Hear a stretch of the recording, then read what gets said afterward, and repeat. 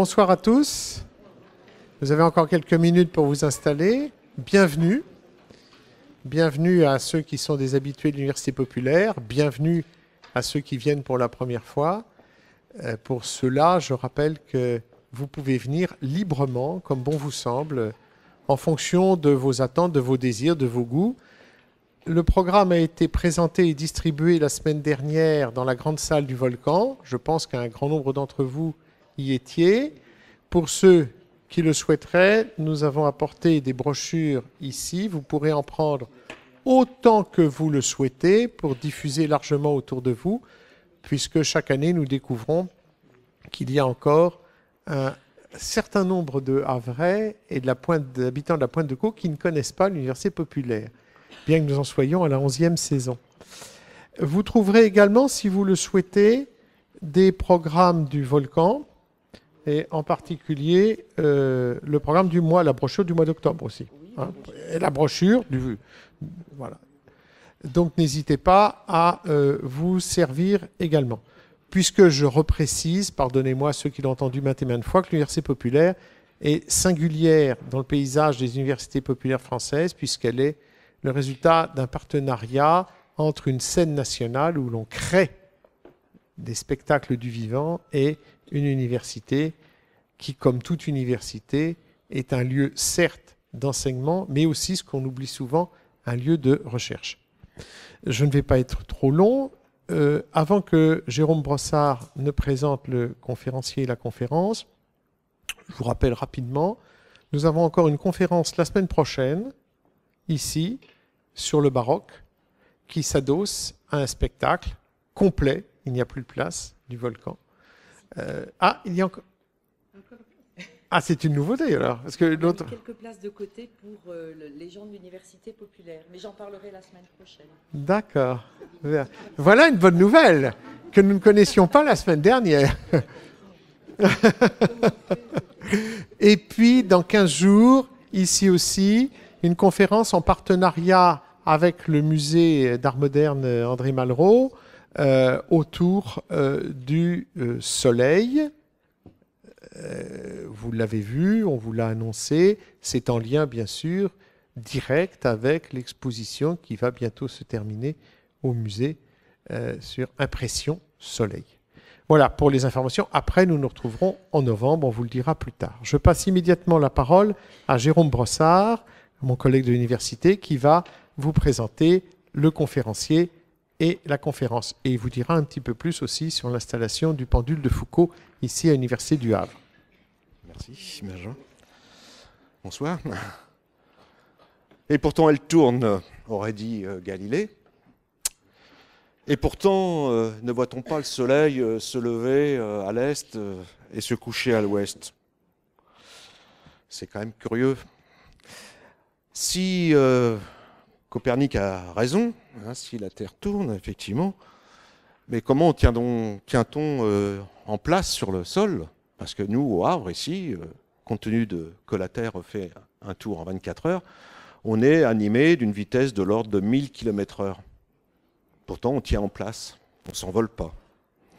Il faut donc des arguments solides pour proposer une théorie non géocentrique qui sauve ces apparences. Alors, au point de vue vocabulaire, géocentrique, donc c'est la Terre donc est le centre de l'univers.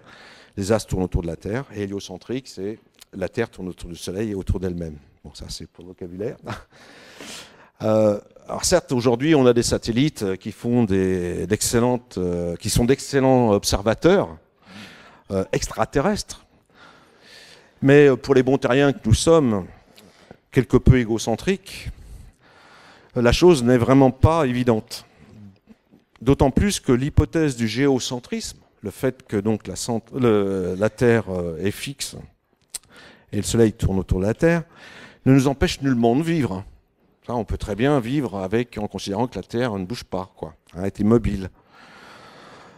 Et c'est même raisonné comme ça, la Terre ne bouge pas, elle est immobile, c'est même terriblement efficace pour résoudre certains problèmes. Quand vous voulez déplacer votre chaise longue au cours de la journée pour qu'elle soit à l'ombre ou au soleil, suivant votre choix, eh bien, vous allez considérer qu'effectivement, le soleil, il tourne dans le ciel dans telle direction, dans tel sens, et ça nous permet de se positionner dans le jardin. Donc, c'est bon, les vérités sont tout à fait relatives. Alors, il faudra attendre 1728 pour avoir une preuve directe du mouvement de la Terre, donc par rapport aux étoiles. Donc 1728 et puis 1851 pour mettre en évidence la rotation de la Terre sur elle-même, et c'est la fabuleuse expérience de Léon Foucault au Panthéon. Comme vous le voyez sur cette diapo, c'est cette expérience que nous reproduisons en ce moment, depuis aujourd'hui en gros. C'est cette expérience de Léon Foucault que nous reproduisons dans l'atrium, dans la bibliothèque, pour une durée de 2 mois. Donc quand vous aurez l'occasion de venir à la bibliothèque, c'est ouvert depuis de 8h30 le matin jusqu'à 7h le soir, hein, la bibliothèque. Donc vous verrez la Terre tourner à la bibliothèque. Cette exposition sera accompagnée, cette installation là que vous voyez ici, là, c'est une photo prise aujourd'hui. Cette installation sera accompagnée d'une exposition qu'a assumé Hugues Chabot, que je présenterai tout à l'heure. Voilà, c'est lui qui a fait aussi le contenu de l'exposition. Alors, l'examen des processus d'émergence des théories géocentriques et héliocentriques, et cet examen est particulièrement intéressant lorsqu'on s'intéresse au rapport entre la science et la société. C'est un excellent sujet pour examiner ces points-là. Qu'est-ce qui fait qu'il aura fallu attendre 17 siècles entre la théorie aristotélicienne et la révolution de Copernic à la Renaissance, hein? Comment se fait-il qu'il aura fallu attendre aussi longtemps pour que cette théorie héliocentrique prenne le pas sur la théorie géocentrique? Ce questionnement est le fil conducteur de l'exposition dont je parlais, mais c'est aussi probablement un fil conducteur de la conférence d'Hugues Chabot. Donc Hugues Chabot a une maîtrise de sciences physiques de l'Université de Nantes, et un DEA et un doctorat en histoire des sciences et des techniques de l'Université de Nantes. Il est maître de conférences depuis 2002 à Lyon 1, l'Université de Lyon 1. Son mémoire de DEA portait sur Léon Foucault, donc notamment le pendule de Foucault, et une autre invention qui va étroitement liée au pendule de Foucault, qui a été conçue, imaginée pour pallier les insuffisances de la démonstration, c'est le gyroscope. Donc Hugues Chabot s'intéresse autant à la genèse de théories nouvelles par des scientifiques célèbres qu'aux prémices de la science-fiction à la fin du 19e siècle, au début du 20e siècle. Donc c'est un spectre très, très, très large. Ses recherches intègrent évidemment l'analyse des relations entre science et société. Il a beaucoup exploité une mine qui sont les comptes rendus de l'Académie des sciences. Et c'est extrêmement intéressant de lire ces comptes rendus de l'Académie des sciences, pas seulement pour les aspects scientifiques, mais aussi pour les aspects rapport entre science et société. Il travaille actuellement sur un grand projet, si j'ai bien compris, visant à réaliser une édition numérique critique de l'encyclopédie, de Diderot, d'Alembert et Jaucourt, pour en faire revivre et partager le contenu, le contexte scientifique, philosophique, politique, mais ainsi que l'histoire éditoriale de cette encyclopédie, histoire assez mouvementée. Donc, comme j'ai dit, il est aussi l'auteur de l'exposition qui accompagne l'installation du pendule. Voilà, donc je vais laisser la parole à Hugues. Merci. Donc, bienvenue et merci de m'accueillir dans le cadre de l'Université populaire du Havre. Donc, j'inaugure ce cycle. On va encore parler du soleil finalement, puisque le thème de la conférence, donc on va peut-être revenir à la toute première diapo. Non, du tout. Non. Tu es à la fin là. Comme ça, vous voyez tout en accéléré. Le suspense est... Bien, donc j'ai repris une citation apocryphe, célèbre, attribuée à Galilée pour vous parler de cette longue histoire de l'astronomie, de cette histoire d'astronomie sur le temps long, et sur ce problème spécifique du mouvement de la Terre.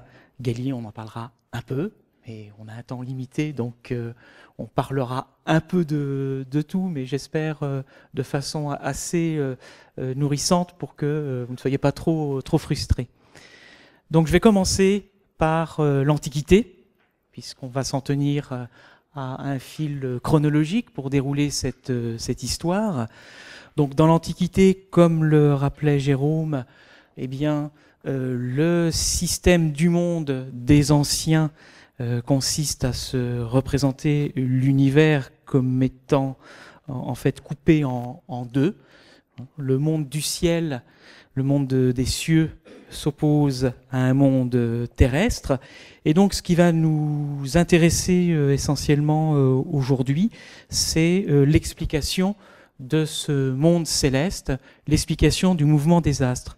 La première chose que l'on constate quand on lève les yeux vers le ciel, et les hommes de l'Antiquité lèvent les yeux vers le ciel depuis la Haute-Égypte, depuis la Mésopotamie, depuis Babylone, donc l'astronomie grecque n'est jamais que l'héritière de ces civilisations antérieures, eh bien, lorsque l'on cherche à établir le cours des choses, lorsque l'on cherche à établir les premiers calendriers, et que l'on regarde d'un peu plus près le mouvement des astres dans ce but, on constate ce qui est représenté en haut à droite, une photographie du défilement des étoiles. C'est une photographie prise en position fixe, l'obturateur est ouvert et on laisse s'imprimer sur la pellicule, en tout cas quand il existait encore des pellicules il y a encore quelques années, on laisse s'imprimer sur la pellicule la trace du mouvement observable, du mouvement apparent des étoiles. Donc le cliché que vous avez sous les yeux, eh bien, les hommes de l'Antiquité étaient capables, bien entendu, de le reconstituer en imagination. La figure du cercle, puisque ce sont des arcs de cercle que tracent ces étoiles, et même lorsqu'il fait jour, eh bien, il est possible de compléter cette figure, ces arcs de cercle pour en faire des cercles complets. Le cercle s'impose comme la figure du mouvement qui doit s'imposer à la description mathématique des astres. Ce sera vrai pour les étoiles que l'on va dire fixes, entendez fixes les unes par rapport aux autres, les étoiles qui forment nos constellations. C'est pour cette raison qu'on les appelle fixes, puisqu'elles restent immobiles, figées les unes par rapport aux autres. Elles tournent d'un seul bloc. En un peu moins de 24 heures, les astronomes vous diront 23h56, et ils parleront de jour sidéral, jour stellaire, pour désigner ce premier mouvement apparent. Deuxième mouvement apparent qui va intéresser les astronomes de l'Antiquité, c'est le mouvement des planètes, planètes dont l'étymologie veut dire astre vagabond, astre errant. Donc ces planètes, on compte parmi elles le Soleil, la Lune, Mercure, Vénus, Mars, Jupiter, Saturne. Vous les connaissez toutes. Vous n'auriez certainement pas mis le Soleil et la Lune parmi ces planètes, parmi ces astres errants. Or, pour les hommes de l'Antiquité, il s'agit bien d'astres errants, puisque de jour en jour, le Soleil lui-même, comme d'ailleurs la Lune et comme les autres planètes, glisse dans le ciel des étoiles fixes, en plus de tourner en 23h56 avec ce ciel des étoiles fixes. Et ce glissement, eh bien, comporte certaines irrégularités apparentes, mais en réalité, ces irrégularités apparentes cachent des cycles plus profonds, et les mathématiciens astronomes qui vont se pencher sur la question vont rester fidèles à cette figure cyclique par excellence qu'est le cercle, pour reconstituer la trajectoire de tous ces astres errants. Et ils vont inventer une solution géométrique absolument géniale, que vous avez ici en bas qui est représentée. À droite, le cliché, cette fois-ci, ce n'est plus le cliché des étoiles fixes, mais c'est le cliché d'une étoile errante, ou plutôt d'un astre errant, la planète Mars, qui a été prise ici à plusieurs jours d'intervalle et dont vous voyez la progression sur un fond d'étoiles fixes plus lointain. Vous voyez bien cette trajectoire de Mars qui se répète régulièrement, et cette régularité, on peut la retrouver à travers une combinaison de mouvements circulaires que vous avez percevez ici. Cette combinaison de mouvements circulaires consiste à placer la planète errante sur un cercle qui est lui-même attaché à un cercle principal qui tourne autour de la Terre. Et la figure, évidemment, exagère ici le mouvement, puisque vous voyez que sur cette figure, on compte 5 boucles. Mars n'en fait qu'une seule. Sur une période complète. Et cette régularité de Mars, elle vaut aussi pour toutes les autres planètes. La dernière chose, avant d'en venir maintenant au changement profond qui va donc arriver avec Copernic à la Renaissance, à préciser, c'est la structure du cosmos qui s'impose dans les esprits. Jérôme citait le nom d'Aristote tout à l'heure. Effectivement, Aristote va être le philosophe de la nature, le physicien qui va donc découper ce monde en deux. Ce monde des cieux sera dédié au travail mathématique des astronomes comme Claude Ptolémée au IIe siècle après Jésus-Christ, qui donc fait la synthèse de toutes ces solutions mathématiques pour le mouvement des astres. Et puis le travail du physicien, une opposition, si vous voulez, qui existe dans l'Antiquité entre ces deux tâches, celle du mathématicien astronome et celle du physicien philosophe de la nature, va consister à expliquer ce qui se passe à la surface de notre globe terrestre et d'observer d'autres mouvements d'une autre nature. Ce seront des mouvements qui seront transitoires, ce seront des mouvements qui auront un début et une fin, ce seront des mouvements donc qui ne dureront pas, qui seront justiciables d'un autre type d'explication. Dans le monde des cieux, ce que l'on vient d'observer, ce sont des mouvements sans début ni fin, des mouvements circulaires qui se répètent indéfiniment. Venons-en à Copernic, pour que nous puissions donc explorer maintenant plus avant pourquoi est-ce que on va pouvoir rompre avec cette description, somme toute satisfaisante, somme toute confortable, et même d'un point de vue intellectuel, pour décrire les lois, les principales lois de la nature dont on a besoin pour vivre au quotidien. Quelle idée passe donc par la tête de Copernic en 1543, ou quelques décennies déjà auparavant, puisque 1543, c'est la date de publication de l'ouvrage qui rassemble toutes ces théories, toutes ces développement mathématique qui donc propose une autre solution qui consiste à faire tourner, comme vous le savez, la Terre sur elle-même dans ces fameuses 23h56, ce fameux jour sidéral, et également de faire tourner la Terre sur une vaste trajectoire circulaire elle aussi autour du Soleil en 365 jours un quart. En réalité, la proposition de Copernic n'est pas si neuve que cela, car on en trouve déjà des traces dès l'Antiquité. Si on regarde le propos alors peut-être, oui, la diapo suivante, je pense, voilà. Si on regarde, puis on reviendra sur la diapo précédente ensuite, si on regarde ce qu'écrit Ptolémée dans son ouvrage majeur qui rassemble toutes les solutions mathématiques acceptables sur le mouvement des astres, eh bien, Ptolémée évoque des gens, comme il dit.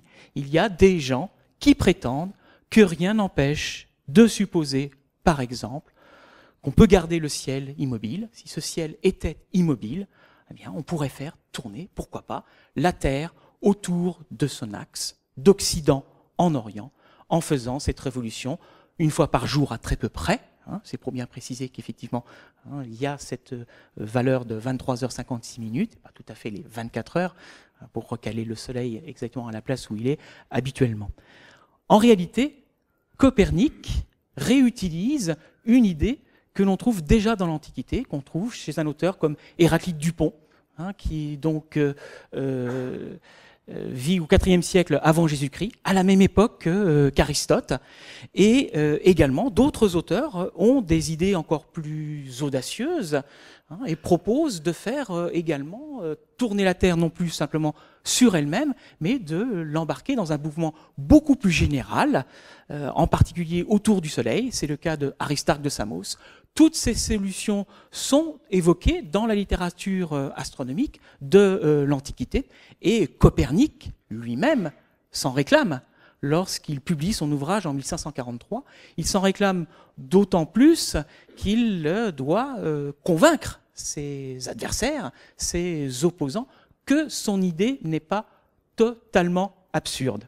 Donc, diapo suivante, puisque cette absurdité, elle est évoquée dans le texte de Ptolémée lui-même, et Copernic va la discuter, à propos de ces gens qui prétendraient que la Terre tournerait sur elle-même. Ces gens-là ne sentent pas combien, sous le rapport de ce qui se passe autour de nous et dans l'air, leur opinion est ridicule. Donc le mot ridicule est important, parce qu'effectivement, ou absurde, c'est ce qui va travailler pendant de nombreuses années Copernic, avant que celui-ci se décide à publier son ouvrage.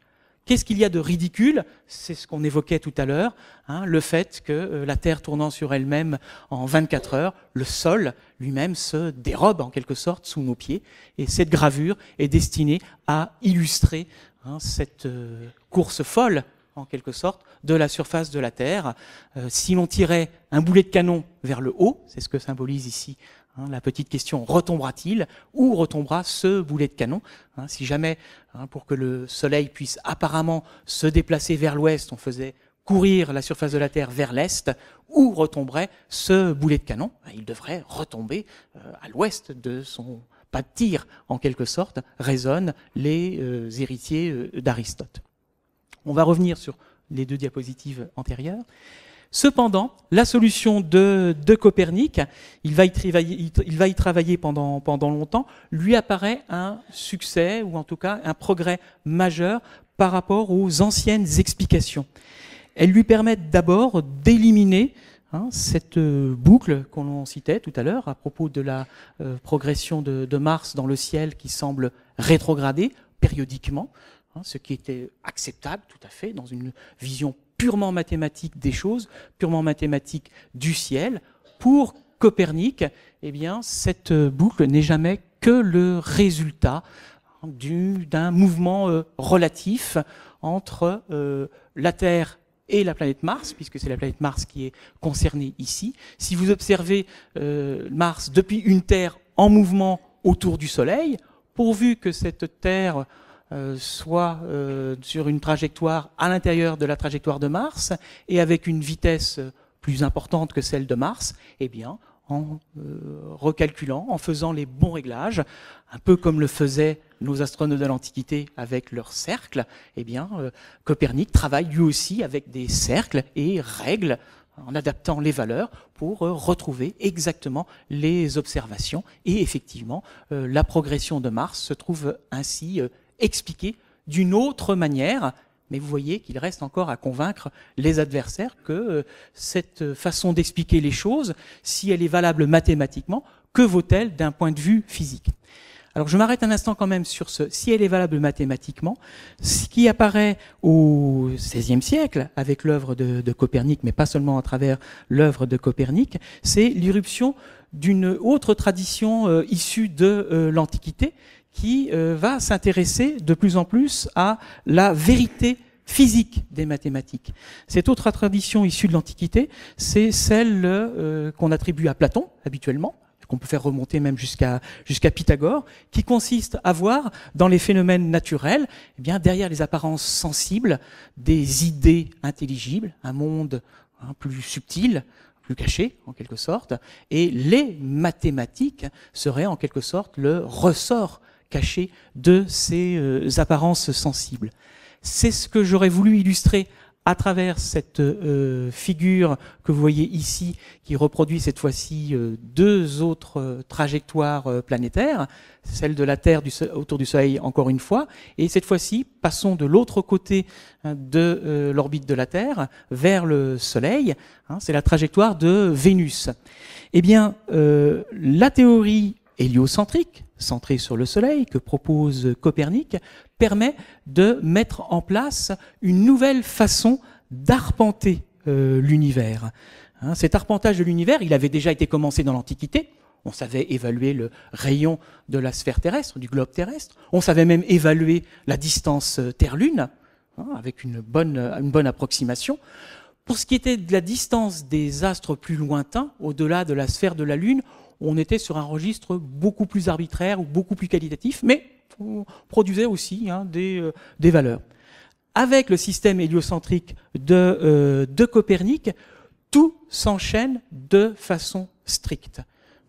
Dessiner un système solaire héliocentrique vous oblige à construire ce type de figure que vous apercevez. Vous reconnaissez deux triangles, et un triangle en particulier qui a la particularité d'être rectangle. C'est lorsque Vénus est à son point le plus éloigné apparemment du Soleil, la fameuse étoile du matin, étoile du soir, eh bien, elle apparaît très éloignée du Soleil à certaines périodes. Et à ce moment-là, eh bien, vous avez réalisé le triangle rectangle qui vous permet, par un simple calcul de trigonométrie, de rapporter la distance de Vénus au Soleil à la distance de la Terre au Soleil.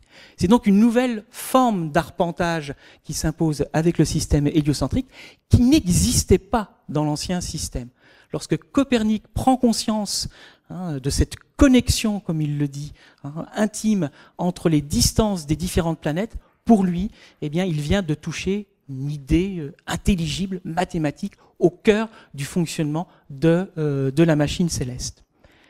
Il n'empêche, il n'a pas convaincu ses adversaires aristotéliciens qui, comme Ptolémée, eh bien, se demandent ce qui se passe sur Terre, ce que devient la trajectoire de la Terre lorsque celle-ci embarque ses passagers. Et que vont devenir ces passagers? Pourquoi restent-ils ancrés sur le globe terrestre?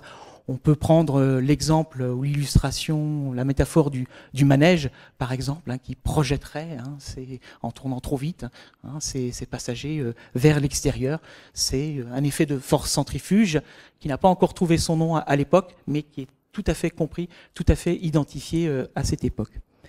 Pour parler un petit peu de la réception du système de Copernic en son temps, celui-ci n'a pas eu de réception négative de la part de l'Église, même si, dans sa dédicace, Copernic prend ses précautions en disant que ce qui est en train de se passer, ou ce qui va bientôt se passer au Concile de Trente, qui est contemporain quasiment de la publication de l'œuvre de Copernic, avec l'exigence qui est faite dans le monde catholique, eh bien, de s'opposer par la contre-réforme au protestantisme en développant une théologie qui soit strictement en conformité avec les saintes écritures. Copernic prend les devants en quelque sorte en disant que le travail du mathématicien ne doit pas être évalué à l'aune de cette théologie ou de cette lecture trop littérale de la Bible. Il ne sera pas vraiment entendu quelques décennies plus tard lorsque nous allons maintenant aborder peut-être Galilée, je pense, ensemble.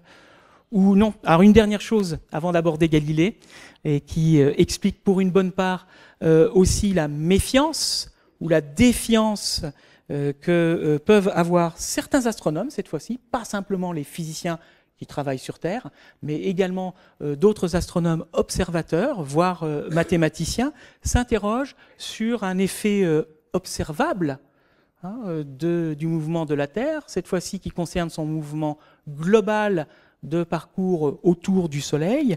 Parmi ces effets, eh bien, Copernic lui-même identifie le fait que lorsque vous vous déplacez, comme je n'arrête pas de le faire depuis tout à l'heure, eh bien, si vous observez un objet qui est proche de vous, vous allez le voir se déplacer en perspective sur un fond d'objet plus lointain, eh bien, votre déplacement, en quelque sorte, vous le détectez à travers ce déplacement apparent de l'objet proche. Ces objets proches, ces objets lointains, pour les astronomes, ce sont évidemment les étoiles. On devrait observer une déformation annuelle, périodique, liée à ce mouvement répétitif de la Terre autour du Soleil, des constellations qui sont constituées d'étoiles qui ne se trouvent pas forcément toutes à la même distance.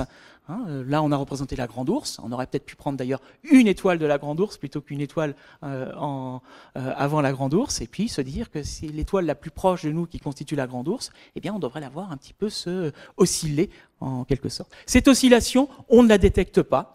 Et déjà à cette époque, je parlais d'arpentage tout à l'heure, on estimait les distances qui séparaient les planètes en fonction de la distance Terre-Soleil. Cette distance Terre-Soleil, elle est déjà relativement bien estimée. On estime qu'elle vaut effectivement entre 100 et 150 millions de kilomètres, donc des distances tout à fait gigantesques. Et donc on estime que l'effet de parallaxe doit être conséquent. La seule solution pour s'en sortir, c'est d'estimer que cet effet de parallaxe devient imperceptible, devient insensible si vous repoussez l'étoile la plus proche le plus loin possible, ou en tout cas à une distance telle que le petit angle devient absolument indétectable. Cette faiblesse de cet angle-là sera confirmée bien plus tard, puisque la première parallaxe d'étoiles lointaines, mais proches en même temps, ne sera détectée qu'en 1838. Donc bien après la publication de l'ouvrage de Copernic. 1838 pour la parallaxe. Ouais. Venons-en à Galilée. Donc à l'époque où Galilée s'intéresse à l'astronomie héliocentrique, c'est un mathématicien, lui aussi, Galilée, mais un mathématicien donc qui va se faire physicien. C'est aussi un astronome, mais comme le sont beaucoup de mathématiciens à l'époque, c'est un astronome aussi, un observateur. On le connaît tous comme étant le premier utilisateur de la lunette astronomique, ce qui est un petit peu faux d'ailleurs, puisqu'il y a d'autres contemporains qui utilisent la lunette astronomique exactement au même moment que Galilée. Là où Galilée le premier, c'est qu'il est le premier à publier ses résultats d'observation. Lorsqu'il publie ces résultats, le texte de Copernic n'a pas encore fait l'objet de condamnation particulière du point de vue théologique. Ça va bientôt arriver, et en partie à cause du travail de Galilée, qui va avoir une réception compliquée au sein du collège romain. Galilée va travailler sous la protection des Médicis à Florence, mais il travaillera de concert avec des académies. Alors, une académie à Florence en particulier. Ces académies, ce sont les nouvelles institutions scientifiques qui se mettent en place et qui, pour l'élaboration des recherches scientifiques, prennent en quelque sorte le relais des universités qui sont beaucoup plus anciennes. Les premières universités en Europe ont été créées au XIIe et XIIIe siècle. Universités qui avaient intégré dans leur corpus, dans leur canon, l'enseignement d'Aristote. Et ces universités qui étaient notamment sous la coupe de l'Église, eh bien, voyaient d'un très bon œil le système du monde tel qu'il était proposé par Aristote, et il y avait une conformité en quelque sorte entre sciences de la nature, si vous voulez, et théologie. Les académies qui apparaissent à la fin du XVIe et au début du XVIIe, qui se multiplient en tous les cas, qui deviennent de plus en plus nombreuses, vont devenir un nouvel espace de liberté, en quelque sorte, un nouvel espace de création pour les intellectuels, pour les érudits, pour les philosophes de la nature, les mathématiciens, qui souhaitent donc étudier de leurs propres yeux les phénomènes sans s'en tenir à la fidélité au texte aristotélicien. Si on veut résumer très rapidement les découvertes astronomiques de Galilée, j'en retiendrai une seule, donc publiée en 1610 dans ce fameux ouvrage qui l'a rendu célèbre dans toute l'Europe, qui va lui permettre effectivement d'intégrer la cour des Médicis. Donc dans le Messager céleste, Galilée rapporte l'observation suivante. Il a observé un de ces astres errants qu'on évoquait au tout début, la planète Jupiter, et cette planète Jupiter est en quelque sorte une sorte de système solaire miniature. Galilée voit dans cette découverte le fait que Jupiter est elle-même accompagnée d'un cortège d'astres errants, si vous voulez, de planètes errantes, accompagnées, c'est-à-dire qu'elle en est le centre elle-même. Eh bien, Galilée voit dans cette nouvelle figure de système solaire, eh bien, le caractère général de la théorie de Copernic. C'est donc une preuve, si vous voulez, très indirecte, une preuve par analogie de l'existence de multiples centres du mouvement pour les astres. Mais ce qui va d'abord nous intéresser chez Galilée, c'est son œuvre de physicien. Car il est un copernicien convaincu, et ce copernicanisme d'ailleurs va lui valoir certains ennuis, hein, comme je peux l'évoquer tout de suite, hein, le fameux procès auquel il devra répondre dès 1632-1633, suite à la publication d'une œuvre intitulée « Dialogue sur les deux principaux systèmes du monde ». Les deux principaux systèmes du monde, ce sont celui hérité de l'Antiquité, celui de Ptolémée, et puis celui donc plus récent de Copernic. Ça sous-entend aussi qu'il y a peut-être d'autres systèmes du monde. Je pense qu'on n'aura pas le temps d'en parler aujourd'hui. Eh bien, ce procès qui est fait à Galilée, c'est le point final, en fait, une dégradation progressive de la position de Galilée dans les milieux théologiques dans lesquels il est très bien introduit au départ. Les découvertes que l'on évoquait tout à l'heure, au sein du collège romain, donc l'institution qui chapeaute de multiples lieux d'enseignement. Il y a environ 300 collèges qui sont chapeautés par les jésuites au sein du collège romain, accueillent très favorablement les découvertes de Galilée et donc discutent des thèses coperniciennes de façon très ouverte. Mais en embuscade, vous avez certains partisans de l'Inquisition qui se rappellent qu'effectivement le tribunal de l'Inquisition qui a été mis en place en 1542, une sorte de tribunal exceptionnel, une sorte de tribunal théologique international qui doit juger de la conformité de certains enseignements avec le caractère sacré des Écritures. Et dès 1616, il y a une mise à l'index du texte de Copernic. Alors, en quoi consiste une mise à l'index ? Une mise à l'index n'est pas tout à fait un auto-da-fé. Le texte de Copernic a connu deux publications, une publication en 1543, une publication en 1566. On estime qu'il y a eu entre 1000 et 1200 exemplaires qui ont été imprimés, et on en retrouve encore la trace aujourd'hui d'environ 600 de ces exemplaires.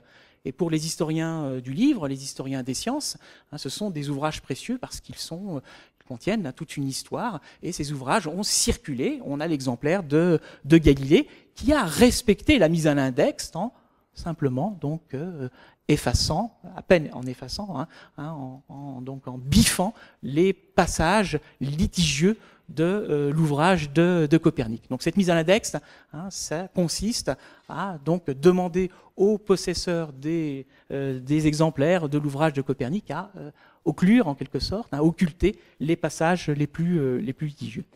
Galilée va continuer ses travaux en faveur de la théorie héliocentrique, et il va donc continuer en particulier à travers un raisonnement de type physique qu'il développe à partir donc des années 1610. Ce sont des travaux qui vont l'occuper toute sa vie. Il travaille sur la chute des corps, il travaille aussi sur le mouvement relatif, qui est tout à fait compris par les hommes de l'époque. La question qui se pose, c'est véritablement de savoir est-ce que le globe terrestre bouge vraiment, ou est-ce que ce sont les astres dans leur globalité qui bougent. Donc le principe de relativité, je dirais, il est acquis déjà.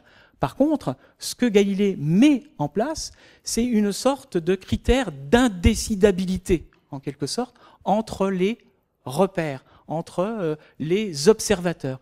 Ce critère d'indécidabilité, il est illustré ici par une célèbre expérience de pensée, une expérience imaginaire, mais une expérience dont on trouve des traces dans la correspondance de Galilée par ailleurs.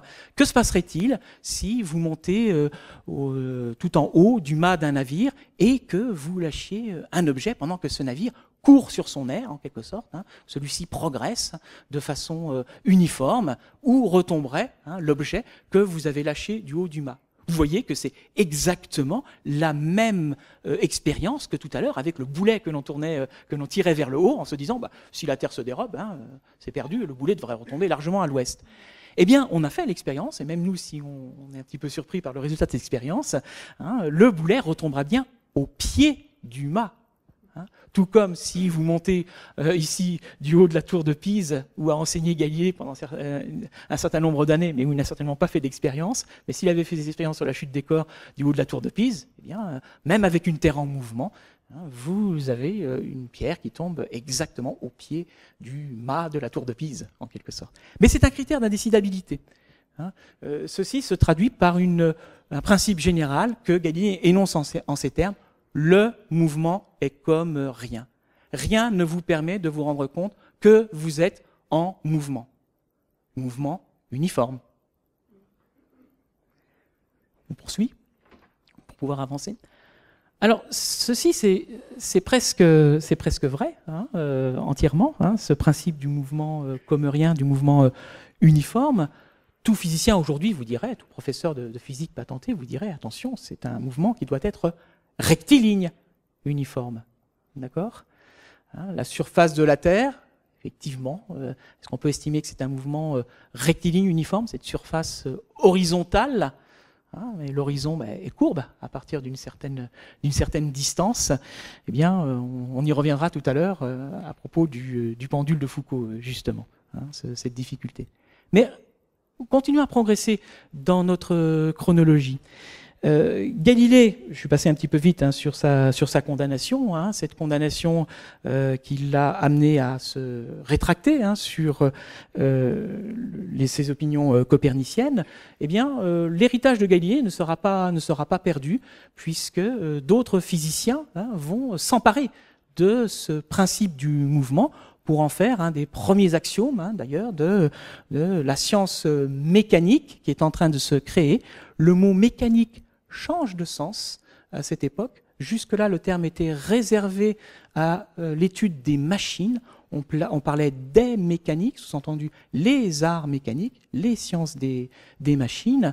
Eh bien, Galilée est en quelque sorte l'inventeur d'une nouvelle science de la nature. Un de ses ouvrages, d'ailleurs, portera ce titre de nouvelle science. C'est la mécanique des mouvements naturels, et pas simplement celle des mouvements artificiels, telle qu'on savait la mathématiser avec Archimède, par exemple. Et l'auteur qui va, en quelque sorte, porter au plus loin, va développer davantage cette nouvelle science de la nature qu'est la mécanique, c'est Isaac Newton. Et Isaac Newton s'intéresse, lui aussi, au mouvement de la Terre. Cela va lui faire découvrir une célèbre théorie, la théorie de l'attraction universelle, théorie de la gravitation universelle. Mais on va s'en tenir, pour nous ici, à regarder un peu plus près une des conséquences de cette théorie, qui est surtout une conséquence du mouvement de la Terre sur elle-même. Newton imagine que le globe terrestre étant en mouvement sur lui-même, eh bien, développe effectivement ce que l'on évoquait tout à l'heure, que les hommes de l'Antiquité avaient déjà perçu, c'est-à-dire une force centrifuge. Dès que vous êtes embarqué à bord d'un manège, quelle que soit la taille de ce manège, eh bien, vous devez subir une force d'éjection, en quelque sorte. Et cette force d'éjection, Newton en fait l'histoire. Il imagine qu'il y a très longtemps, le globe terrestre était sous forme fluide et que ce globe terrestre étant à cette époque très reculé de sa formation sous une forme fluide, avait dû prendre une forme non pas tout à fait sphérique, mais aplatie. C'est ce que symbolise la figure que vous avez en haut à droite, où on vous indique les valeurs connues actuellement du rayon terrestre selon que vous le mesurez selon les pôles ou selon l'équateur. Vous voyez qu'il y a une légère différence. Cette légère différence, elle a été accessible à la mesure pour les astronomes dès le XVIIIe siècle, quasiment du vivant de Newton. Non, c'est une dizaine d'années après, en fait, qu'on va faire les mesures, qu'on va aller faire les mesures dans les régions, vers les régions polaires et vers les régions équatoriales, et qui vont confirmer, en quelque sorte, cet effet centrifuge de la rotation de la Terre sur sa propre forme. Une autre façon aussi de se rendre compte de l'effet de cette force centrifuge, c'est de mesurer ce que donc Newton a inventé, la gravitation, ce qui nous retient à la surface de la Terre. C'est important évidemment ce concept de gravitation parce que c'est lui qui explique que nous ne soyons pas éjectés, que nous ne nous retrouvions pas projetés en quelque sorte sur une ligne droite, comme l'exige maintenant le principe du mouvement comérien que l'on évoquait tout à l'heure. Donc cette gravitation nous retient, elle est beaucoup plus intense que la force centrifuge, mais il n'empêche que la force centrifuge se fait bien sentir et qu'on développe des instruments de plus en plus fins qui vont permettre de mesurer des écarts de gravité liés au fait qu'on ne va pas peser tout à fait la même chose à l'équateur et au pôle, puisque on ne suit pas la même force centrifuge. Ce qui m'amène peut-être à préciser que vous voyez bien que ce qui tourne, c'est la Terre autour d'un axe, pas autour simplement d'un point. Et donc le terme de force centrifuge est assez mal trouvé. On devrait plutôt parler de force axifuge. D'accord ? Tout se passe pour vous comme si vous étiez poussé, tiré par une force, éjecté par une force qui part de l'axe de rotation de la Terre. Et cette force, elle est d'autant plus intense que vous êtes éloigné de cet axe de rotation de la Terre. Et lorsque vous remontez vers les pôles, eh bien, cette force centrifuge s'annule peu à peu, devient de plus en plus faible. Donc c'est ce qu'évoquait la petite formule ici du pendule avec le petit G. Mais bon, j'ai pas le temps de développer, je pense. On continue ? Donc, dans ma chronologie très rapide de cette histoire du mouvement de la Terre, on a évoqué la parallaxe tout à l'heure, et puis j'ai un petit peu botté en touche en disant, il suffit de prendre une étoile suffisamment lointaine, et puis d'attendre, avec le temps, les progrès de l'observation vont bien nous permettre d'y arriver.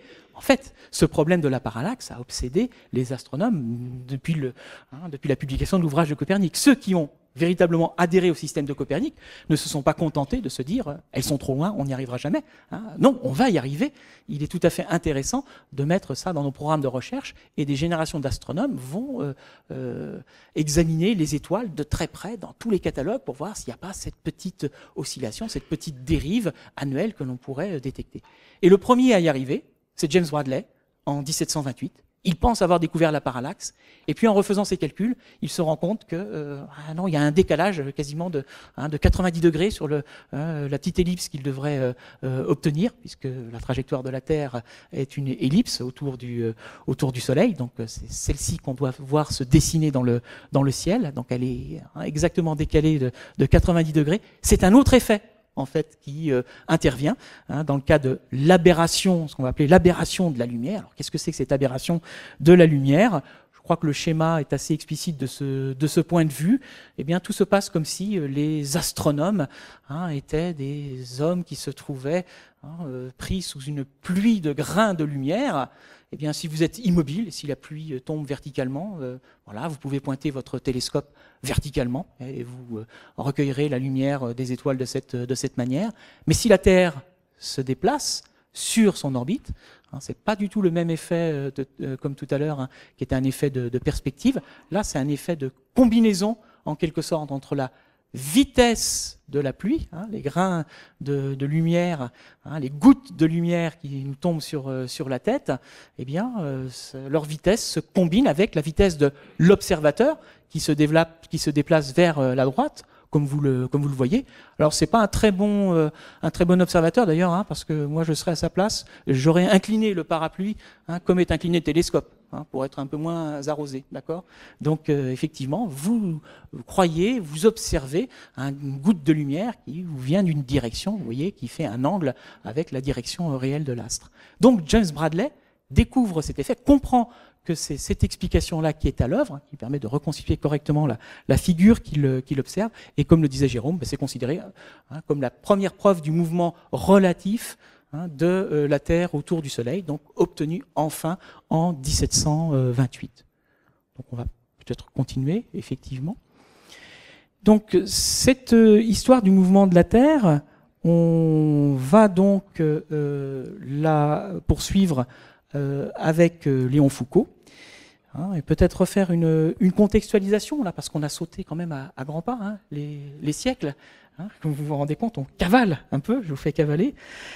Cette contextualisation, elle m'intéresse ici dans la mesure où la découverte de Léon Foucault, c'est celle d'un ingénieur. Léon Foucault n'est pas un mathématicien, n'est pas encore un physicien. Il va passer une thèse de physique à cette époque-là, sur la mesure de la vitesse de la lumière, d'ailleurs. Mais c'est d'abord quelqu'un qui a une culture d'ingénieur. Et cette culture d'ingénieur lui fait manipuler un certain nombre d'outils, un certain nombre de machines.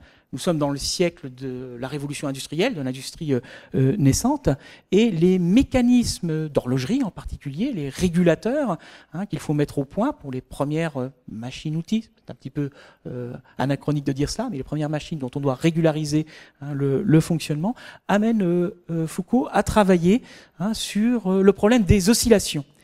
Et lui raconte que c'est en observant un objet osciller, une tige métallique osciller dans son atelier, sur un tour, qu'il prend conscience que cette oscillation, pourvu que le matériau ait les bonnes caractéristiques, les bonnes propriétés d'isotropie, comme l'on dit en physique, eh bien, cette oscillation se poursuit dans le même plan, quand bien même vous faites tourner, en quelque sorte, sur son axe, cette tige, elle continue à vibrer dans un même plan.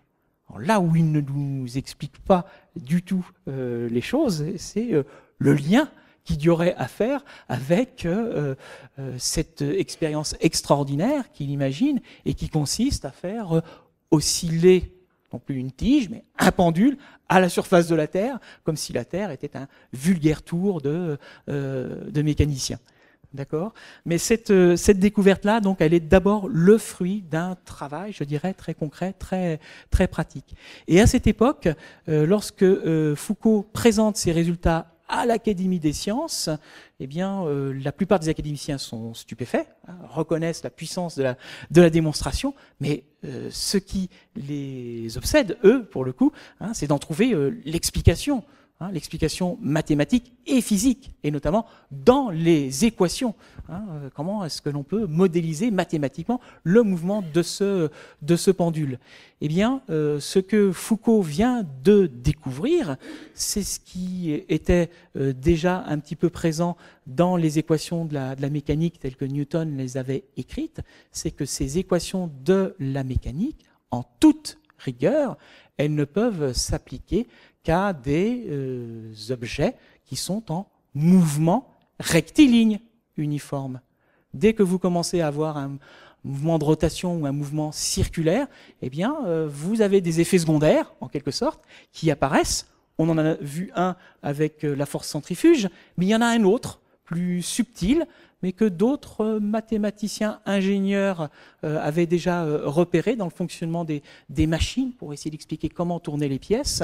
Vous avez un certain Coriolis, dans les années 1830, qui développe une théorie mathématique de ces forces qui se développent à l'intérieur des machines. Cette force de Coriolis, on va comprendre qu'elle s'applique non seulement à petite échelle sur les machines, pour des rouages qui tournent les uns dans les autres, mais aussi à très grande échelle sur ce grand rouage qui est le globe terrestre en rotation sur lui-même.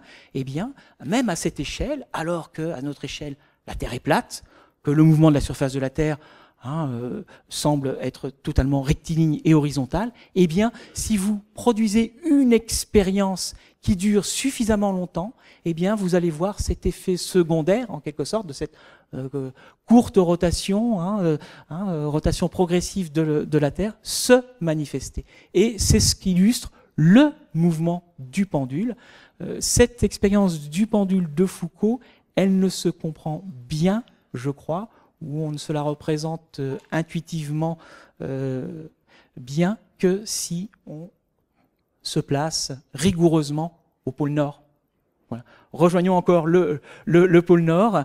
Et que se passe-t-il effectivement? Là, on voit qu'effectivement, si on pouvait planter une sorte de gigantesque tige au pôle Nord et puis suspendre notre pendule, eh bien, faisons tourner la Terre. Ce pendule va continuer en quelque sorte à osciller dans une direction fixe pendant que la surface de la Terre, elle, eh bien, a ce mouvement circulaire. Et par comparaison, on va pouvoir voir se déplacer, se décaler le plan du pendule. Les choses deviennent beaucoup plus compliquées dès que l'on quitte le pôle pour se rapprocher vers nos contrées et même à l'extrême. Alors l'extrême, c'est pas le pôle sud, parce qu'au pôle sud, ça marche aussi. Ça tourne dans l'autre sens, mais ça marche aussi. Par contre, là où les choses se gâtent, c'est qu'au fur et à mesure où la verticale du lieu s'incline, au fur et à mesure où on descend les latitudes, jusqu'à passer les tropiques et jusqu'à l'équateur, lorsqu'on est rigoureusement à l'équateur, que se passe-t-il? Eh bien, il se passe que la Terre ne tourne plus. La Terre ne tourne plus si vous regardez la verticale. La verticale que vous regardez ne tourne plus sur elle-même. Et c'est sur cette verticale qu'est suspendu le pendule de Foucault. Donc il n'a plus aucune raison de tourner. Donc, Foucault propose une formule intuitive, mathématique, qui lui permet d'ailleurs de calculer la vitesse progressive de cette perte de rotation du pendule, puisqu'il tourne exactement à 23h56 au pôle. Il ne tourne plus du tout à l'équateur, et entre les deux, il continue à tourner, mais de moins en moins vite. Le temps devient infini, en quelque sorte, le temps de rotation du plan du pendule. Alors, que faire pour résoudre ce problème? Parce que Foucault était confronté en quelque sorte à un nouveau défi. Comment rendre le mouvement de la Terre absolument évident, quelle que soit la latitude? Eh bien, pour ce faire, il met au point un nouvel instrument tout à fait devenu pour nous ésotérique, le gyroscope. Je crois que tout le monde a entendu au moins déjà une fois ce nom, et c'est que ça sert beaucoup, notamment dans les mécanismes liés à la navigation, ou encore les mécanismes inertiels pour stabiliser, en particulier des navires. Ça a pu être utilisé au moins une certaine époque, et pas simplement pour la navigation. Là, c'est plus la taille d'une boussole, une boussole gyroscopique, comme l'on dit. Dans les avions, on en trouve également. Eh bien, ce gyroscope, il a été fabriqué, inventé, imaginé par Foucault, et comme son étymologie l'indique, pour montrer un mouvement de gyration, pour voir la Terre tourner. Alors, comment voit-on la Terre tourner avec un gyroscope? C'est beaucoup moins spectaculaire qu'avec le pendule de Foucault, mais ça marche à tous les coups, en quelque sorte, quelle que soit votre latitude. C'est là la supériorité de l'instrument, mais c'est beaucoup plus fin comme mouvement. Dès que vous mettez cet objet qui ressemble à une toupie en rotation, eh bien, cette rotation reste fixe, absolument fixe, comme restait fixe au pôle le plan d'oscillation du pendule, à l'équateur aussi, mais comme ça ne tourne plus autour.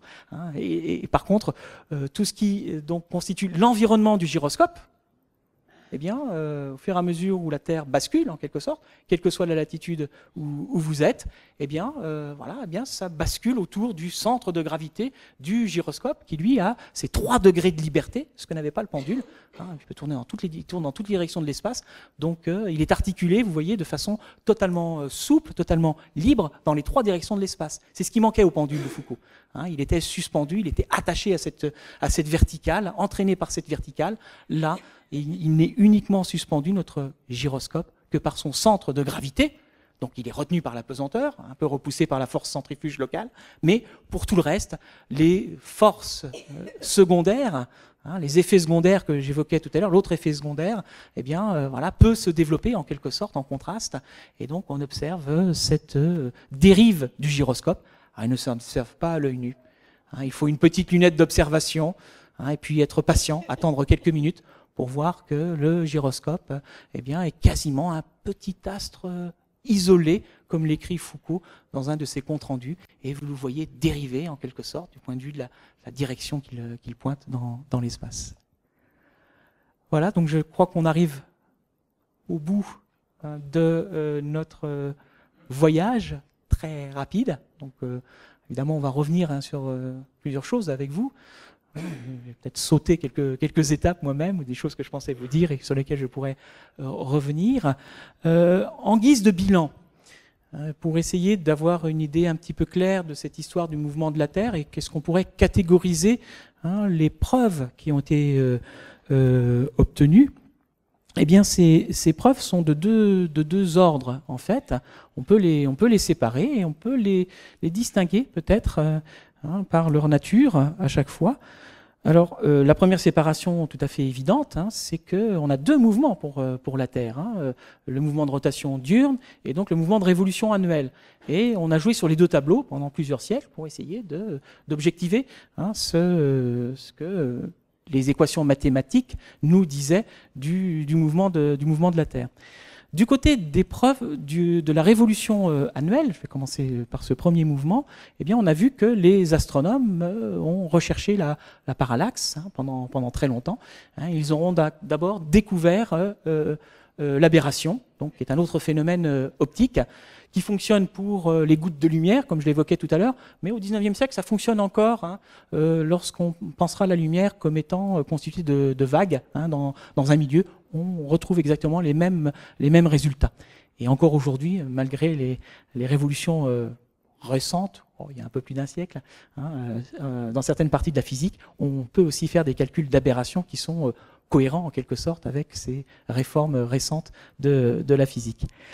La caractéristique de ces preuves, si je dois les qualifier, c'est qu'elles relèvent donc de l'astronomie ou plus spécifiquement de l'optique. Et ce sur quoi j'aimerais insister, c'est que ces preuves, elles ne sont malgré tout que les preuves d'un mouvement relatif. C'est-à-dire qu'on peut rester fidèle, pourquoi pas, à l'esprit de l'Antiquité qui consiste à dire que c'est interchangeable. On pourrait très bien décrire tous les mouvements de l'univers d'une autre façon en disant que toutes les étoiles, mon ciel d'étoiles fixes, non seulement tournent en 23h56 avec les cercles combinés pour les astres errants, mais les découvertes de l'aberration et de la parallaxe, eh bien, il suffirait de rajouter en quelque sorte quelques cercles de plus et de faire osciller l'ensemble des étoiles selon ces mouvements parallactiques ou d'aberration. C'est en ce sens qu'on peut qualifier ces preuves d'observation comme concernant un mouvement relatif de la Terre. Donc on peut toujours, en quelque sorte, sauver les phénomènes d'une autre manière. Si on regarde l'autre mouvement maintenant, le mouvement de rotation diurne, alors lui, il touche à des éléments beaucoup plus liés à la physique, aux théories physiques qui se sont mis en place au cours des siècles. On a donc on a évoqué la forme de la Terre, qui était en quelque sorte une première façon de mettre en scène cette force liée au mouvement pas tout à fait rectiligne, la force centrifuge qui éjecte partiellement les passagers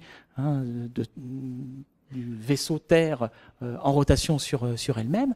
Et puis donc les deux instruments élaborés par Foucault, le pendule comme le gyroscope, eux exploitent en quelque sorte l'autre force secondaire qui est la force de Coriolis. Eh bien ces deux types de forces relèvent d'une physique qui est celle d'une physique qui conçoit les mouvements non plus comme relatifs, mais comme absolus.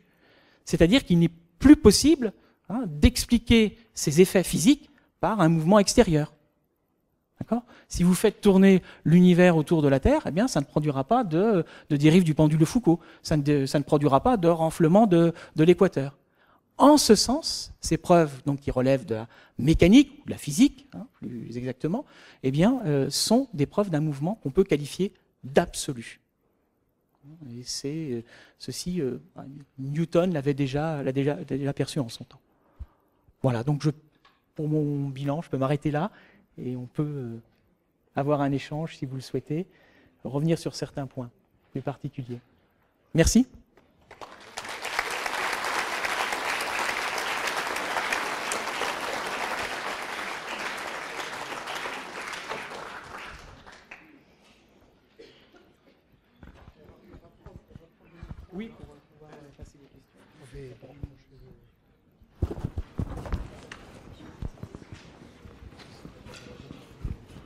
Ça va, c'était pas trop.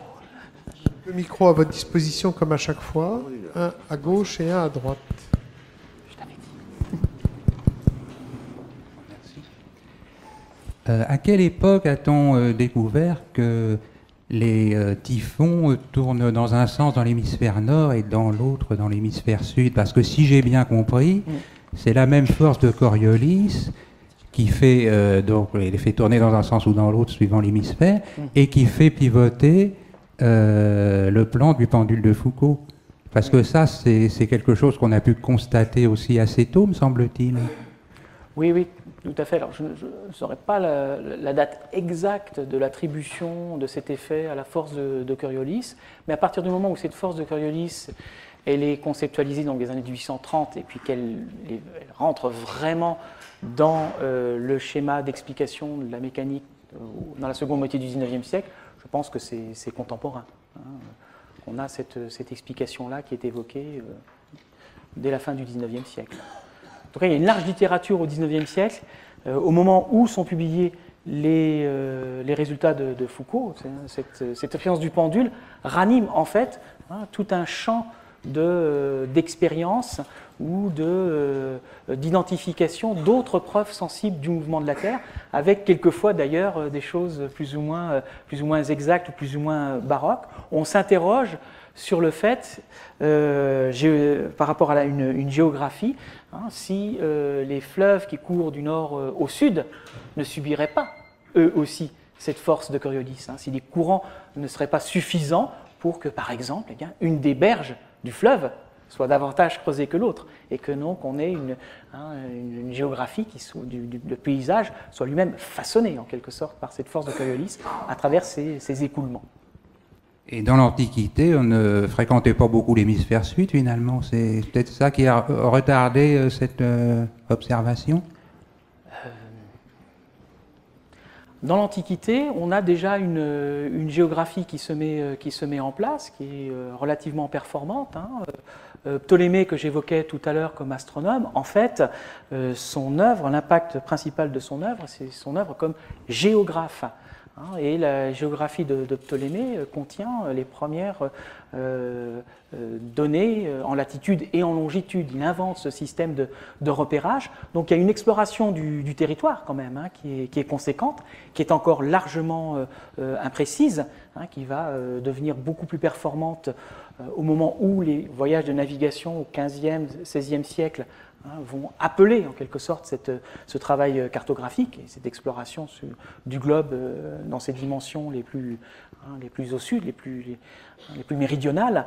Donc je ne pense pas que cela soit dû simplement, ce retard soit dû simplement à un manque de connaissance du globe terrestre. Je pense que c'est autre chose qui joue dans le cas présent.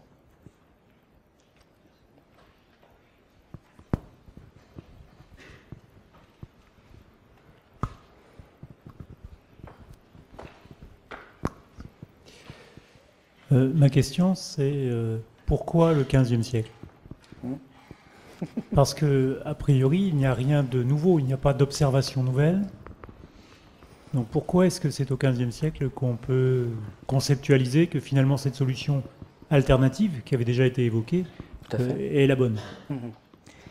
Pourquoi le XVe siècle? Mais ça, c'est la grande énigme en fait du développement techno-scientifique en Europe à cette époque. De façon plus large, si on ne s'en tient pas simplement à l'histoire des idées, il faut tenir compte d'un contexte culturel, politique, économique favorable à la circulation de ces idées. On a une redécouverte, comme je l'ai évoqué un peu vite tout à l'heure, de traditions issues de l'Antiquité qui ne relèvent pas simplement d'une conservation et d'une transmission au sein du réseau des universités, le mot réseau est de trop, au sein des universités telles qu'elles existent en Europe occidentale, avec le développement des voyages de découverte, avec le développement des premiers comptoirs, des premières économies en quelque sorte micro-nationales qui se mettent en place, eh bien, vous avez une circulation des savoirs qui devient de plus en plus importante. On redécouvre les œuvres des philosophes atomistes de l'Antiquité. L'héritage de Platon lui-même fait l'objet d'une redécouverte à travers ce phénomène majeur qui est l'invention de l'imprimerie, qui permet la circulation des savoirs. Et l'œuvre de Copernic, elle s'inscrit en quelque sorte dans ce terreau favorable. Donc je ne sais pas si c'est une explication qui ne... Pourquoi cette idée qui était déjà présente Ouais. et devient finalement... Pourquoi la reprendre parce que là, c'est indépendamment du développement des techniques. Et même des idées. Enfin, cette idée était déjà... Je pense que c'est parce que vraiment les intellectuels, les érudits de la Renaissance qui se détachent de la tradition aristotélicienne et qui donc prennent au sérieux l'option platonicienne qui consiste à vouloir rechercher derrière les apparences sensibles des vérités mathématiques, voient dans le système de Copernic, comme j'ai essayé de le montrer tout à l'heure, l'expression d'une vérité mathématique qui va au-delà des ambitions explicatives qu'avaient les anciens systèmes. Mais je vous rejoins vraiment sur ce que vous disiez au tout début, en disant qu'il n'y a pas de découverte d'observation, il n'y a pas d'innovation instrumentale. Galilée vient après avec sa lunette. Il n'y a pas de nouvelles techniques de calcul non plus, de nouveaux outils en quelque sorte mathématiques qui permettraient d'avoir une meilleure précision que ce que font très bien les anciens systèmes. C'est vraiment un pari qui est fait sur la vérité mathématique de ce système, et puis aussi une façon de se débarrasser de l'héritage des anciens pour réclamer en quelque sorte une ouverture sur une forme de progrès ou d'invention. Mais cette idée de progrès, elle est encore très très neuve à l'époque. Alors, je vais vous poser peut-être une question très, très naïve. Vous avez bien dit que les anciens, enfin dès l'Antiquité, on avait une connaissance, on pouvait mesurer le globe terrestre. Oui. Mais comment ils faisaient ? Donc c'est la fameuse expérience qu'on relate d'Ératosthène, qui déjà avant même les expériences, les observations d'Ératosthène, eh bien on a commencé à explorer peut-être pas l'hémisphère sud, mais en tout cas l'hémisphère nord. On s'est même déplacé le long des côtes africaines, et les marins qui se sont déplacés voient le ciel changer. C'est-à-dire qu'ils rapportent des observations d'étoiles qui montrent que le ciel bascule. Donc on est certainement sur une Terre qui n'est pas plate, mais qui donc possède une rotondité. Donc ça, ce n'est pas encore tout à fait un outil de calcul, mais déjà ça donne des indications sur l'ampleur de cette sphère. Ératosthène, en ce qui le concerne, a rassemblé des informations, et notamment sur le fait qu'au sud d'Alexandrie, dans la ville de Sienne, eh bien, à certaines périodes de l'année, on observe le soleil au zénith, véritablement au zénith, c'est-à-dire juste à la verticale du lieu. Ça correspond à la position sur un des tropiques. Et donc ce soleil, cette position zénitale du soleil, elle a été repérée par un puits. On voit le fond du puits ce jour-là, qui a été creusé exactement à la verticale, en quelque sorte, pour montrer cette position verticale.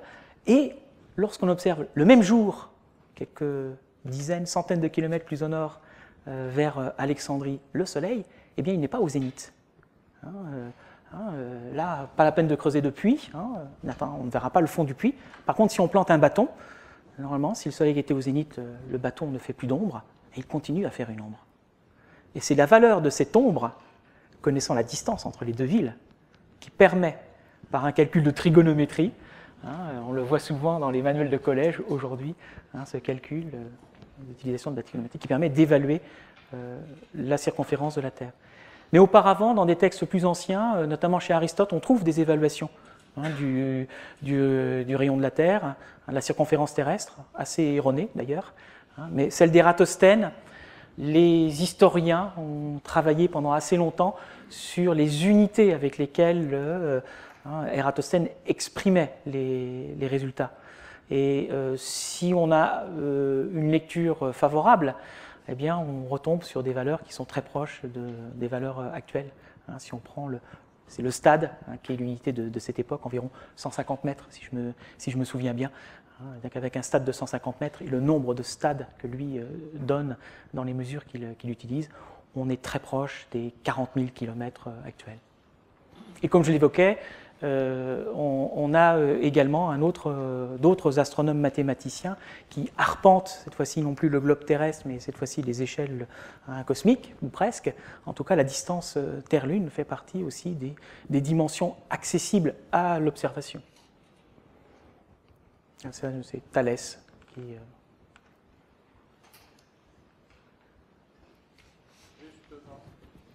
Oui. Il n'y a que les Européens qui ont... Parce que je croyais que les Arabes étaient des grands scientifiques. Ah oui, oui, je confirme.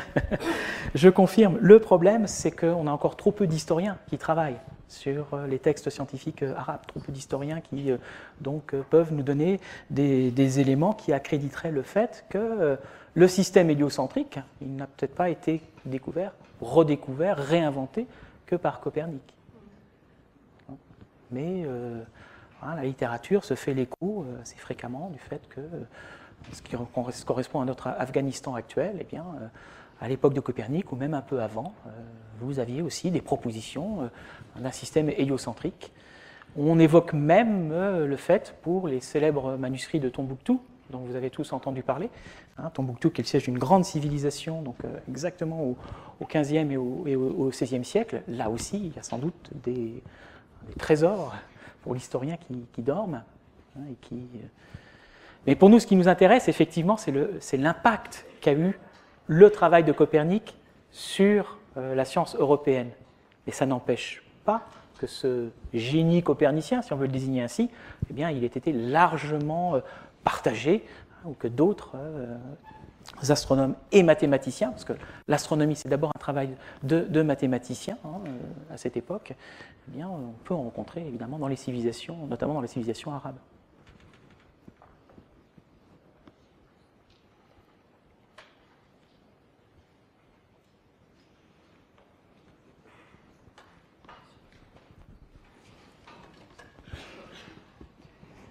Si depuis la Terre, on voyait la Lune tourner sur elle-même, comme depuis la Lune, on voit la Terre tourner sur elle-même, on aurait observé ça bien avant.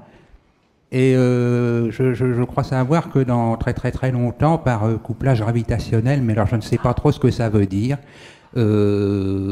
précisément, donc la Terre va se figer sur elle-même, vue depuis la Lune. Et à ce moment-là, est-ce que vous pourriez nous éclairer un peu, ça sort peut-être un peu du sujet, mais sur le couplage gravitationnel? Oui, je pense que j'aurais peu d'éléments à vous donner sur le point précis, mais par contre, là où je peux peut-être vous répondre, c'est par rapport à cette idée de décentration. J'y insiste, les hommes de l'Antiquité ont tout à fait compris la relativité du mouvement. Pour eux, rien n'empêcherait effectivement de rapporter un mouvement par rapport à un autre astre, si on est peu regardant sur la contradiction que cela apporte par rapport à la physique aristotélicienne, la physique qui fait que tout se passe sur Terre selon des mouvements rectilignes vers le haut et vers le bas, et si on veut conserver, il faut absolument conserver l'immobilité de la Terre. Mais si on est pur mathématicien, si on accepte une totale relativité, eh bien on peut faire comme Kepler, un nom que je n'ai pas évoqué, mais qui est quand même un des grands noms de cette histoire de l'astronomie et qui participe également à la réception et l'imposition de l'héliocentrisme. Eh bien, Kepler écrit un texte dans les années 1610-1620, un texte qui sera publié de façon posthume. Je pense que ça va être plutôt la diapositive précédente. Ah oui, on peut rester sur Kepler un instant.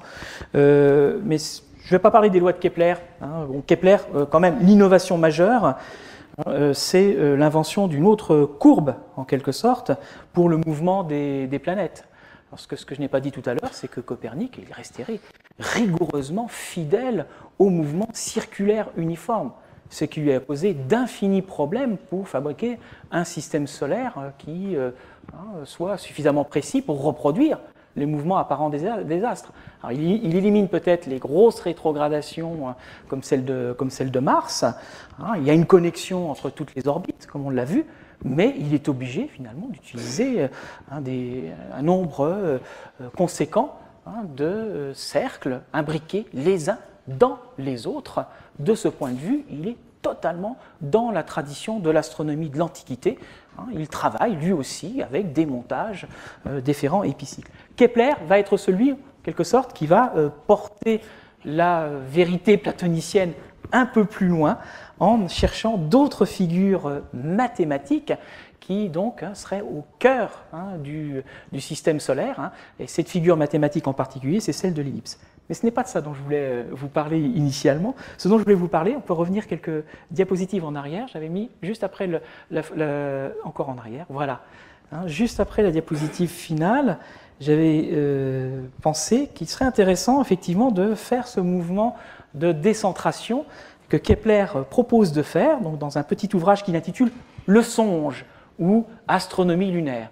C'est une sorte de roman, une sorte de rêverie, mais qui est un grand texte de vulgarisation, en fait, du copernicanisme. Alors, vulgarisation pour astronome initié, quand même, puisqu'il va falloir qu'il fasse une édition annotée de ce texte pour relater ce qu'un observateur qui vivrait sur la Lune verrait du ciel et verrait de l'univers auquel il appartient, en croyant bien être, lui aussi, le centre du monde. Et Kepler nous fait une remarquable description de tous les mouvements des astres autour de la Lune. On peut immobiliser la Lune, en quelque sorte, au centre de l'univers, et puis faire tourner la Terre autour de la Lune, bien sûr, et on a les phases de la Lune qu'on observe de la même manière qu'on observe, enfin dans les phases de la Terre plutôt, que l'on observe de la même manière qu'on observe les phases de la Lune, et puis il y a le Soleil qui tourne autour de la Lune en emmenant avec lui les planètes qui elles aussi, donc on peut voir plutôt tourner autour du centre de la Lune. Eh bien ce texte est un exemple remarquable de cette relativité du mouvement que j'évoquais tout à l'heure, et si Kepler publie ce texte, c'est pour montrer le caractère justement très arbitraire de l'ancien système, du système géocentrique. Pour lui, le système géocentrique n'est pas plus valable que le système lunocentrique ou célinocentrique, si on voulait prendre une étymologie latine, et le système héliocentrique. Sa supériorité, c'est qu'avec lui, on va fabriquer des orbites elliptiques, cette fois-ci. Ce qu'on ne pourra pas faire en système lunocentrique, qui est totalement arbitraire aux yeux de Kepler, comme l'était le système géocentrique. Donc, on joue sur plusieurs tableaux, en quelque sorte. Kepler fait partie de ces grands esprits qui vont fasciner beaucoup les historiens par la suite. En particulier un historien des sciences qui s'appelle, pas exactement un professionnel de l'histoire des sciences, mais quelqu'un qui a quand même travaillé l'histoire des sciences, qui s'appelle Arthur Koestler, donc un auteur que vous connaissez peut-être par ailleurs pour d'autres œuvres, Spartacus, Le Zéro et l'Infini, donc une œuvre littéraire bien entendu, et une œuvre politique aussi. Et Koestler s'est penché sur la figure de Kepler, et il était tellement captivé par ce personnage, c'était son héros en quelque sorte, il l'a mythifié très certainement. Et de ce point de vue, l'historien est très, très prudent par rapport à ce genre de mythification. Et là aussi où il y a une mythification chez Koestler à propos de Kepler, c'est à propos de l'ouvrage de Copernic. Eh bien, selon Koestler, l'ouvrage de Copernic aurait été peu lu ou peu diffusé à l'époque de sa publication.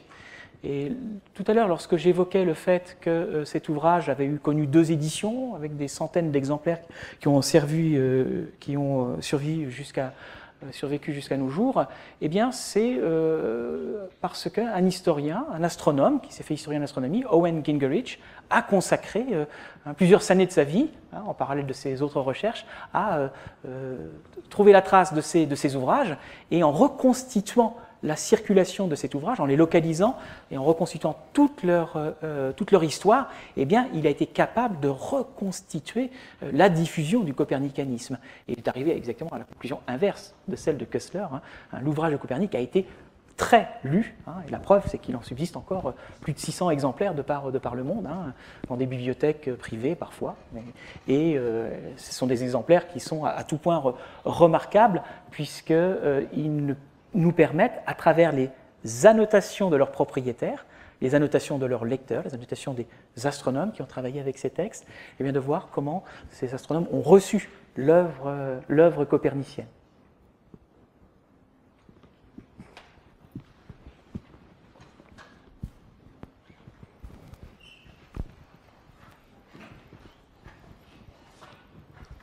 Merci. Est-ce que les échanges sur la route de la soie, enfin, les routes de la soie, parce qu'il y en a eu plusieurs, ont permis une avancée sur les connaissances, parce que forcément aller depuis la Chine jusqu'à venir chez nous, ils pouvaient comparer les événements du ciel et de la terre. Donc ça fait partie effectivement des phénomènes, je dirais, très globaux qui recouvrent cette période. Bon, les voyages de Marco Polo, évidemment, précèdent la période de l'apparition de l'astronomie copernicienne, mais effectivement, ces échanges commerciaux consistent aussi en des échanges de savoir, de connaissances. Donc il y a une circulation des textes, ça c'est certain, et sans doute des textes d'astronomie chinoise, mais ce sera surtout la confrérie des jésuites qui, au XVIIe et XVIIIe siècle, va développer ces échanges culturels et scientifiques lorsque les premières représentations de la Société de Jésus seront installées dans ces contrées lointaines. Donc je ne peux pas être beaucoup plus précis, c'est beaucoup plus tard, mais il est évident de toute manière que les voyages de découverte en général ont été une occasion formidable pour le développement des idées nouvelles, aussi bien en termes de découverte véritablement de nouvelles espèces animales, de nouvelles espèces végétales ou minérales, de nouveaux échantillons qui ne rentraient pas dans les cadres d'interprétation précédents. Ça a aussi été une stimulation très importante, mais là encore c'est un peu après vraiment l'épisode inaugural de la publication du texte de Copernic, la navigation devient un enjeu politique essentiel. Et pour faire de la navigation, il faut faire de l'astronomie. D'accord ? Et puis dès que l'on commence donc à conquérir ou à explorer des territoires, il faut cartographier. Et pour cartographier, il faut faire de l'astronomie. Donc à tout point de vue, l'astronomie est une science non seulement fondamentale, mais fondamentale aussi pour les pouvoirs qui se mettent en place à cette époque.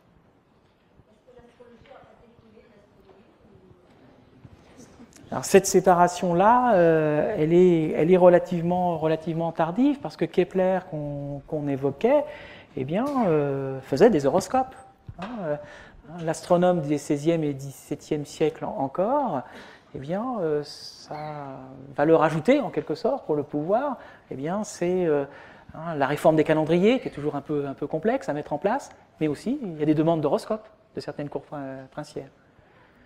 Donc, dans le paysage mental de ces acteurs, c'est aussi assez difficile de savoir quelle créance ils accordaient à ces horoscopes.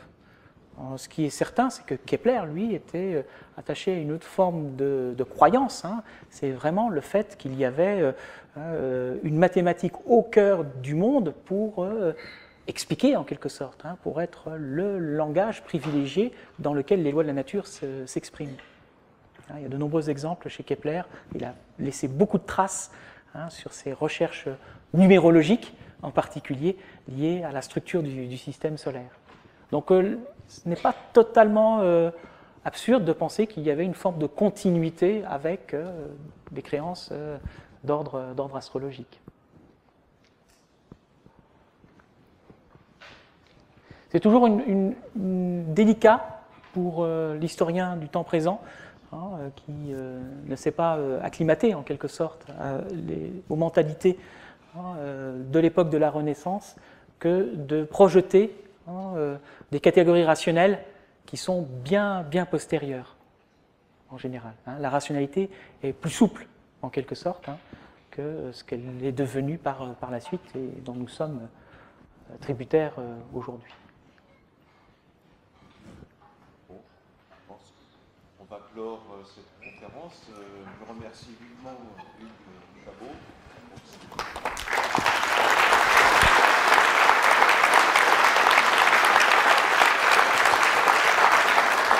Merci.